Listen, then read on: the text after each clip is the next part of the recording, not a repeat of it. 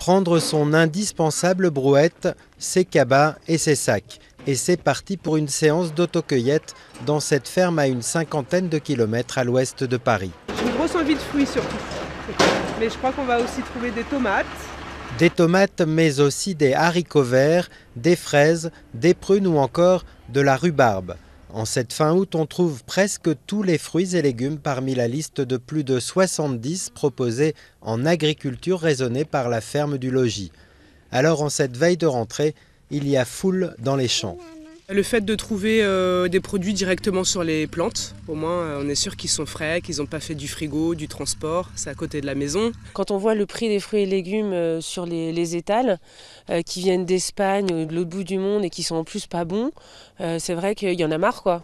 Déjà 40 ans que cette ferme cueillette a vu le jour. Son fondateur, c'est lui. À la fin de ses études d'agronomie, ce fils d'agriculteur hésite à monter un élevage d'escargots ou de chèvres pour finalement reprendre une partie de la ferme céréalière familiale et décider d'y développer une partie cueillette de pommes et de fraises après un voyage initiatique en Allemagne et en Autriche. Sachant qu'en Autriche, il y avait à peu près 10 millions d'habitants et il y avait 3 fois 100 hectares de fraises pour 10 millions d'habitants.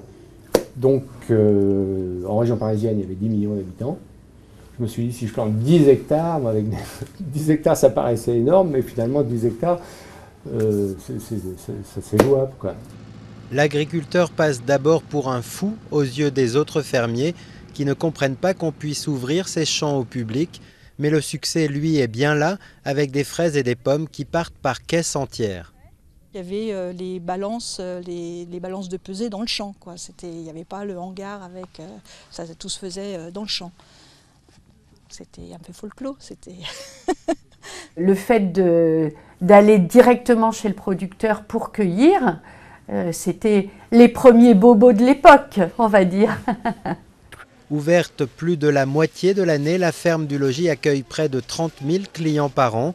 Mais ces pionniers de l'autocueillette sont aujourd'hui loin d'être seuls. La mode du manger local fait de plus en plus d'émules.